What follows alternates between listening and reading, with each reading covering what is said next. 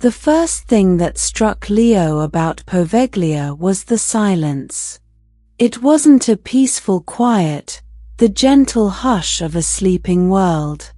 This was a predatory silence, a vacuum that seemed to swallow sound whole, leaving only the frantic thrum of his own pulse in his ears.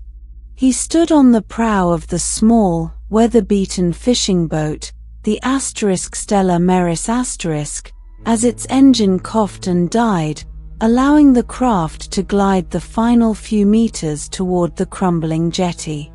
"This is it," the old fisherman, Salvatore, grunted, his voice a rasp of gravel and phlegm. He hadn't made eye contact since Leo had paid him triple his usual fee in greasy euro notes back in Malamocco. "You have until sunset." Not a minute later. "I will not be on this water after dark. Not for all the money in Venezia." Leo hefted his heavy backpack, the weight of his equipment a comforting, professional anchor. "I'll be ready. This is just a preliminary survey. Geological and structural." Salvatore spat over the side. The globule hit the murky, greenish water with a faint plop that was instantly absorbed by the island's oppressive hush. "You tell yourself what you need to, *.ore*. I know why men like you come here. Ghosts. You are looking for ghosts." Leo forced a smile, the condescending curl of the lips he reserved for superstitious locals. He was Dr. Leo Mancini, a man of science, a geological engineer hired by a shadowy development consortium to assess the feasibility of repurposing the island. His brief was to study soil stability, structural integrity of the buildings, and potential environmental hazards. Paranormal activity was not in his report template. "There are no such things as ghosts, Signor Salvatore.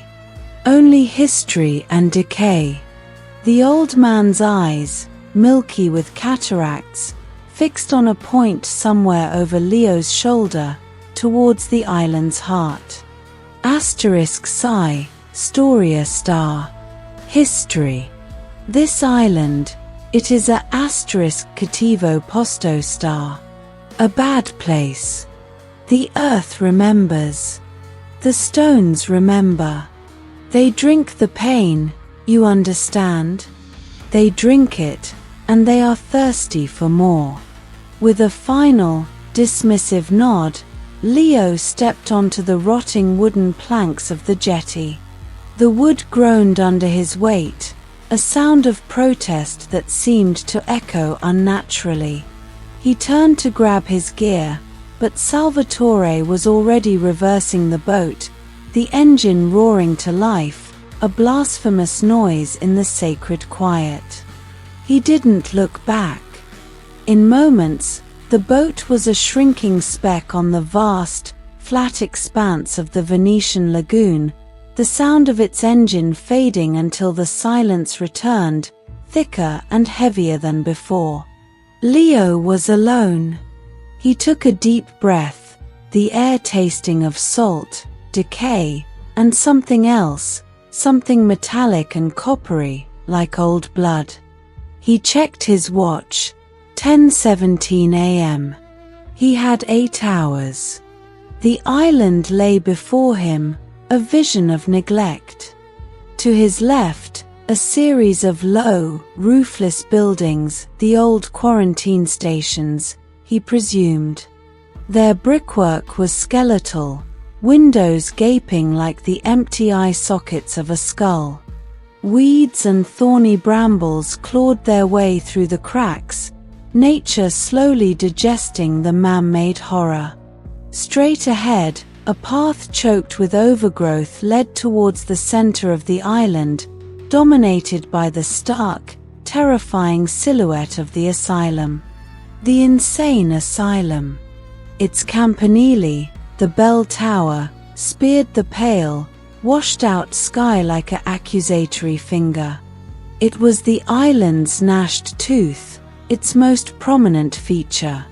Even from here, Leo could see the gaping hole where the bell once hung, a dark maw that seemed to promise nothing but emptiness. He shrugged the backpack into a more comfortable position and started down the path. The silence was immediately broken, not by his footsteps, but by the whispers. It was the wind, of course. It had to be the wind. It sighed through the empty buildings, rustled the dry leaves of the brambles, creating a susurrus that sounded like a multitude of voices, all talking at once, just on the edge of comprehension. He caught fragments that weren't there, a sigh, a sob, a single, clear word that sounded like *auto*, help. Wind through the cracks. Acoustic anomaly, he muttered to himself, the sound of his own voice a tiny shield against the creeping unease.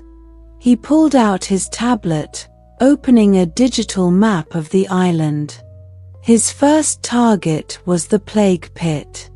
Historical records suggested nearly 100,000 souls, victims of the Black Death, were buried in mass graves here. If he was to recommend any construction, he needed to know if the ground was stable or if it was a hollow shell over a mountain of bones. The path curved, and he found himself in a large, open field. It looked deceptively peaceful, a meadow of wild grass and poppies. But the ground was uneven, mounded in strange, long humps that ran in parallel lines. This was it. The earth here felt soft, spongy. As he walked, his boots sank slightly into the turf, and a coldness seeped through the soles, a chill that had nothing to do with the ambient temperature. He set up his ground-penetrating radar unit, a sleek, modern piece of tech that looked utterly alien in this ancient, sorrowful place.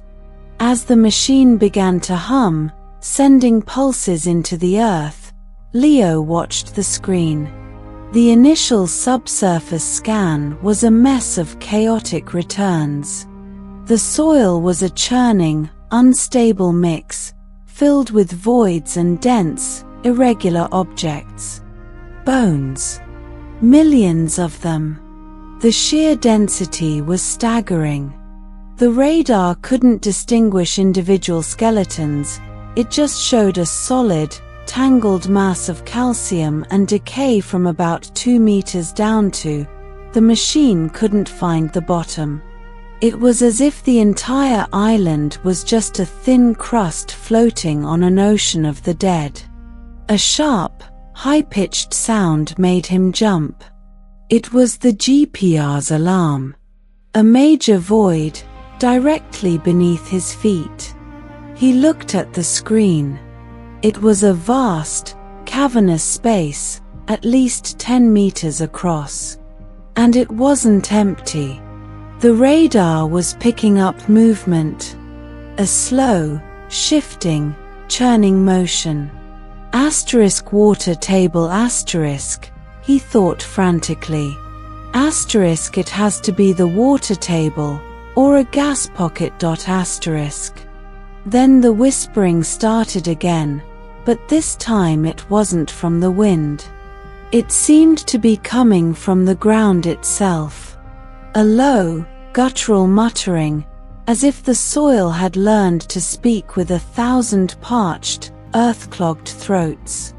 He heard a word, clear and distinct, spoken not into his ears, but directly into his mind.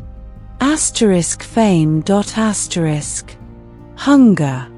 Leo stumbled back, snatching the GPR unit from the ground. His heart was a frantic drum against his ribs. This was impossible. A pressure differential, perhaps. Infrasound. There were scientific explanations for auditory hallucinations. He was a rational man. He repeated this like a mantra as he hurried away from the field, the feeling of being watched by the very earth beneath him, a physical weight on his back. He decided to head for the asylum.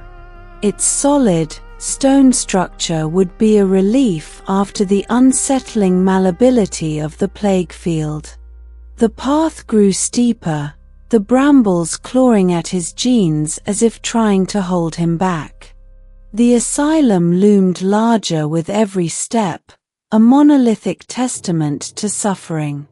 Its facade was pockmarked and stained, windows boarded up with planks that looked like bandages over festering wounds. The main door, a massive thing of scarred oak and iron, was slightly ajar, a darkness within that seemed to pulse. He pushed it open, the hinges screaming in a way that was too human, too full of agony. The smell that hit him was a physical blow, damp rot, mold, and that coppery scent again, now mixed with the cloying sweetness of spoiled meat. He flicked on his powerful flashlight, the beam cutting a swath through the profound blackness. He was in a grand foyer. A staircase, its banister long since collapsed, swept up into the shadows. Debris littered the floor, plaster, broken furniture, and what looked like shredded, ancient straitjackets. His light danced over the walls, and he froze. They were covered in writing. Not graffiti from modern vandals, but old, frantic scrawls, carved into the plaster with fingernails or some sharp instrument. Not words, for the most part, but spirals, maddening, concentric circles that seemed to draw his vision inward, towards a point of infinite darkness. And numbers. Sequences of numbers, repeated over and over. 741, 741, 741. He shook his head, breaking the trance. Patient scrawlings. Mass hysteria. His voice was swallowed by the building, absorbed without an echo. He moved down a corridor, his boots crunching on plaster dust and dead insects. Doors lined the hall, each one ajar, each revealing a tiny, barren cell. In one, he found a rusted bed frame, its springs burst outward like the ribs of a starved animal. Shackles were still bolted to the floor. He reached out to touch one, and a jolt, like static electricity but colder, shot up his arm.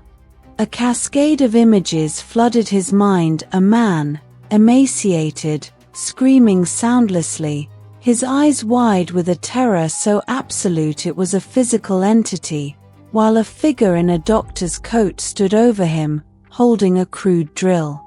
Leo snatched his hand back, gasping. The image vanished, but the phantom sensation of the man's terror lingered, a greasy film on his soul. Psychometric resonance *, his mind supplied, a desperate grab for a scientific term. The idea that intense emotions could be imprinted on objects. It was fringe science, but it was all he had. He needed to get to the bell tower, the highest point, to get a lay of the land, to reorient himself, to feel the sun on his face. The journey up was a nightmare. The stairs were treacherous, missing entire steps, the wood groaning and sagging under his weight. The air grew colder with each flight, the whispers more concentrated. He could hear them clearly now, not just sighs, but arguments, pleas, manic laughter that echoed in the narrow stairwell. He finally emerged into the bell chamber, panting, his clothes soaked with a cold sweat. The view was breathtaking, and not in a good way. He could see the entire island, a teardrop of misery in the lagoon. The plague fields, the quarantine buildings, the dense, malevolent forest that covered the northern part. And he could see the Campanile's shadow, a long, dark finger pointing directly at the plague field, as if indicating the source of the island's sickness. He looked up at the empty space where the bell should have been. A single, frayed rope hung down, swaying slightly in the still air. And then, without a breath of wind, the rope gave a sharp tug. Asterisk clang. Asterisk. The sound was not physical. It didn't vibrate the air. It vibrated his bones, his teeth, his very soul. It was a sound of absolute despair, a funeral knell for a world without hope. It was the sound of the bell that wasn't there. Asterisk clang. Asterisk. It came again, and with it, a wave of psychic pain so vast it staggered him. He felt the collective agony of every plague victim burning with fever in the pits, every inmate driven to madness within these walls. It was a tsunami of suffering, and he was drowning in it.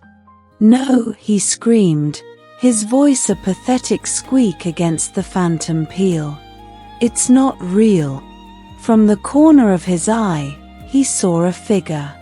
He spun around, flashlight beams slicing through the gloom.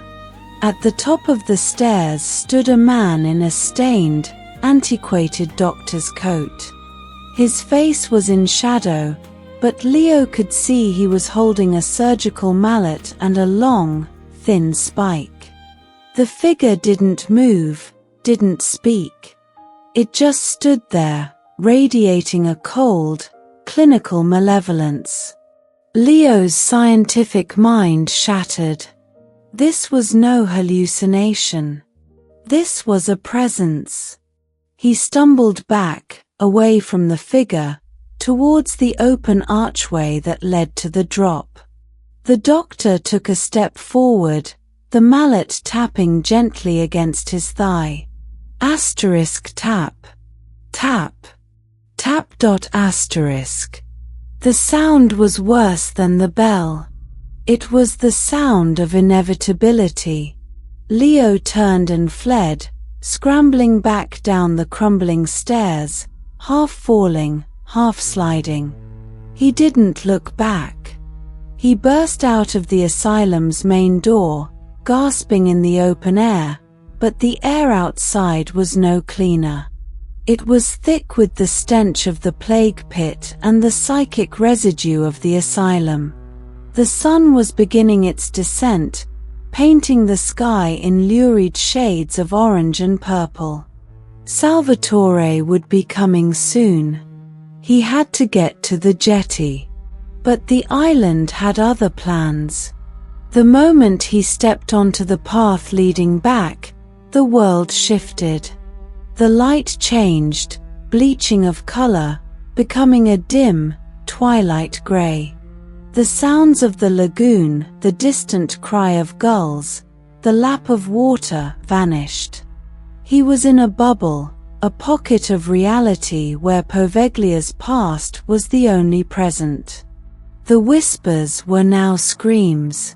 He saw them, figures, translucent and shimmering, stumbling through the fields, their bodies covered in the telltale buboes of the plague. They clawed at their own necks, their mouths open in silent, eternal shrieks. Others, in tattered asylum gowns, rattled invisible bars, their faces contorted in grotesque masks of insanity. He ran, his backpack jostling, his breath coming in ragged sobs. The path seemed to have lengthened, twisting back on itself. He passed the same collapsed wall 3 times. The trees seemed to lean in, their branches like skeletal fingers trying to snag his clothes. Ahead, a figure emerged from the mist that was now coiling from the ground. It was the doctor. He was closer now. Leo could see his face. It was narrow, intelligent, with cold, dead eyes that held no pity, only a voracious curiosity. He was smiling, a thin, lipless gash. "You are a new subject," a voice said, not aloud, but in Leo's head. It was dry, precise, and utterly mad. "Your skepticism is a fascinating symptom. A denial of the evident truths around you. We must cure you of it." Leo veered off the path, crashing through the undergrowth, heading blindly towards where he hoped the jetty was. He burst out of the trees and found himself not at the water's edge, but in a small, overgrown cemetery. The graves were old, their markers tilting at drunken angles. This was the Lazaretto Nuovo, the burial ground for the asylum's victims who died after the plague. In the center stood a small, stone chapel, its door hanging off one hinge. He had to hide. He had to wait for Salvatore. He stumbled into the chapel. It was a single, small room, the altar broken, a stone crucifix lying shattered on the floor. He crouched behind the altar, pulling his knees to his chest, trying to make himself small. He checked his watch. The digital display was flickering, the numbers scrambling nonsensically. 88:88. Then it went dark. The temperature in the chapel plummeted. His breath plumed in the air. The whispers outside gathered at the door. He could hear them scratching at the wood, pleading, weeping, laughing. Then the door creaked open. The doctor stood in the doorway, silhouetted against the twilight-gray world outside. He stepped inside, his shoes making no sound on the stone floor. He held the mallet and spike loosely in one hand. "The human mind is a fragile instrument," the doctor's voice echoed in the confined space. "It can be tuned. It can be corrected. Pain is the finest tuner. It scrapes away the irrational hopes, the false perceptions, until only the raw, screaming truth remains." Leo pressed himself against the cold stone, tears of sheer terror streaming down his face. This was not happening. This was a stress-induced psychotic break. It had to be. The doctor knelt before him, his dead eyes boring into Leo's soul. The coppery smell of blood was overwhelming now, emanating from the spectre's very being. "You still cling to your science," the doctor said, his head tilting. "A common delusion.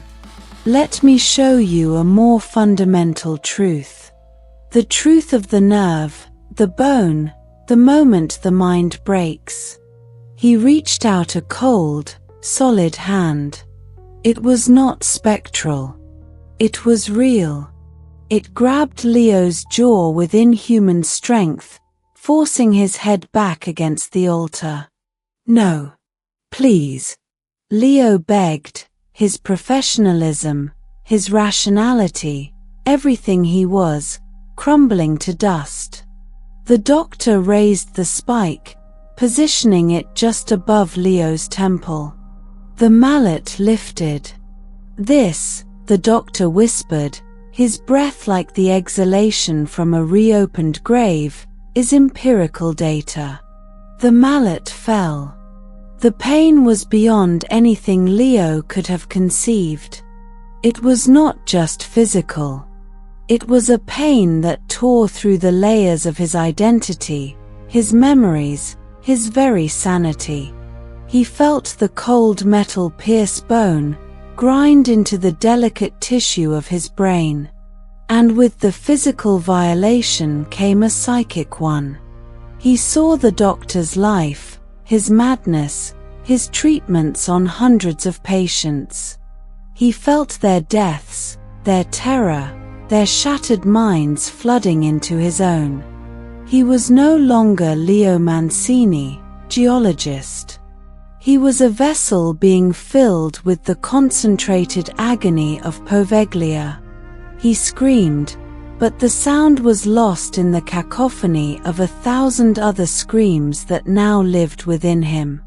Asterisk, asterisk, asterisk.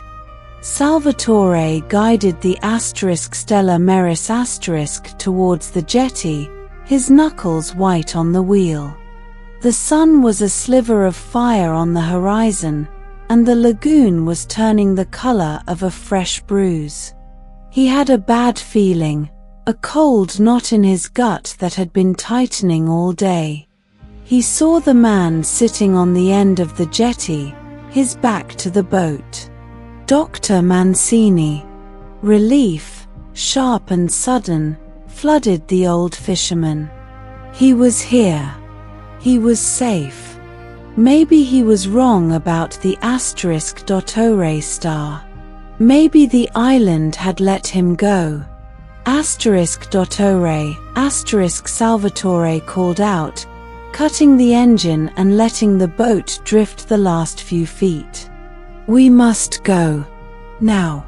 The man on the jetty didn't move. Salvatore's relief curdled into dread. He tied the boat off with a quick, practiced motion and stepped onto the jetty. The wood groaned its familiar complaint. Asterisk Dottore asterisk Mancini, he said, his voice softer now. Slowly, the man turned. Salvatore froze, his blood turning to ice. It was the asterisk Dottore asterisk, but it wasn't. The eyes were wrong. They were the eyes of the old fisherman's nightmares, ancient, empty, and filled with a knowledge that was not human. They were the eyes of the island. And they were smiling. Leo's face was pale, almost grey. A thin trickle of blood, already dried, ran from his temple down his cheek. But it was the expression that made Salvatore's heart stutter. It was a placid, vacant mask, but beneath it swirled a maelstrom of silent screams. The survey is complete, Leo said.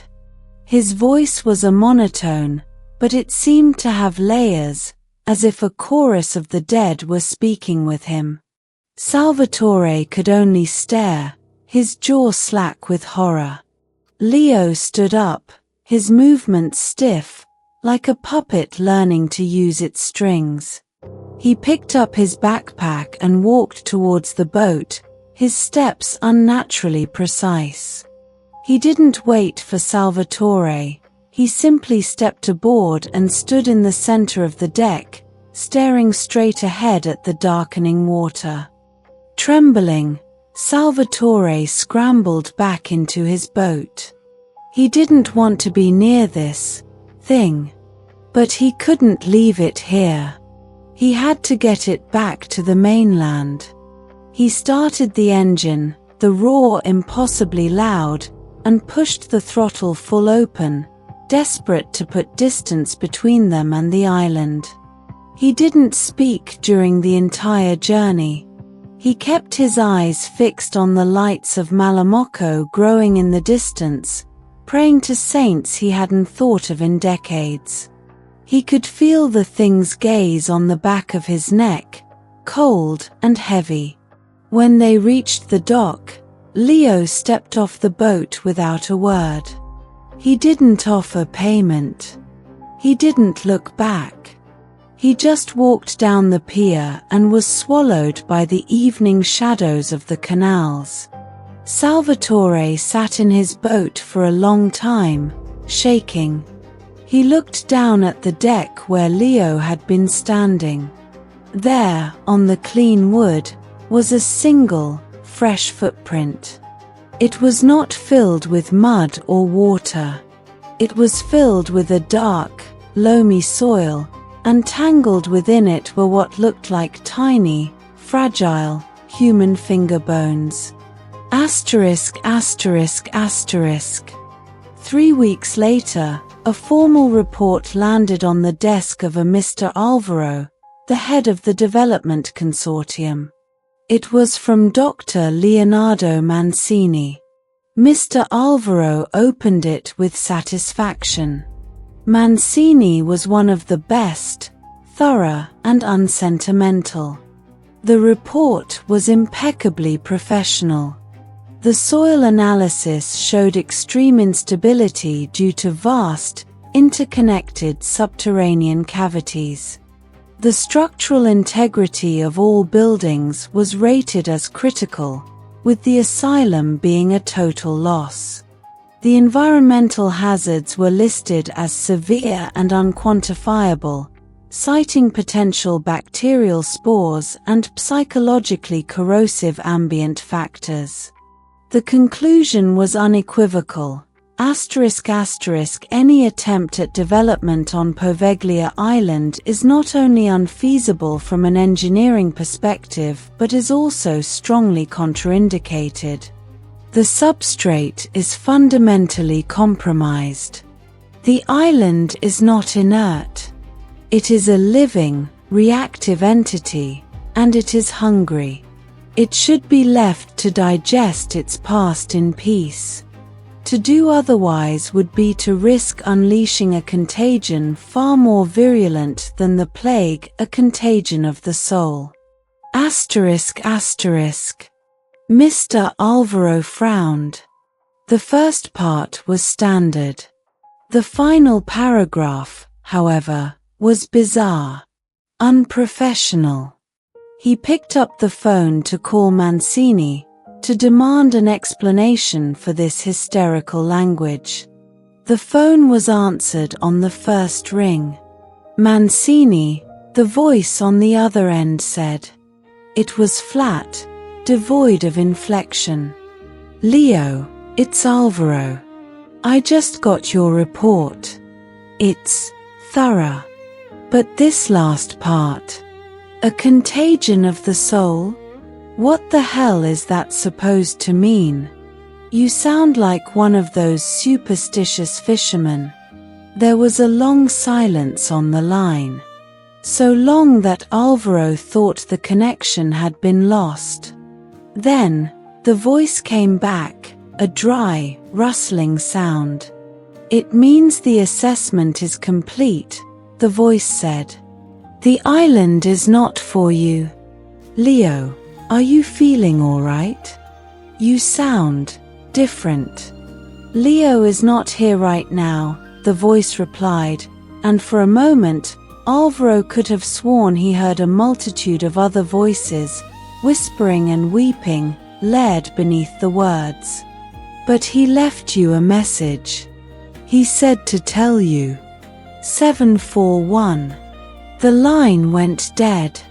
Mr. Alvaro sat back in his leather chair, a cold dread seeping into his bones.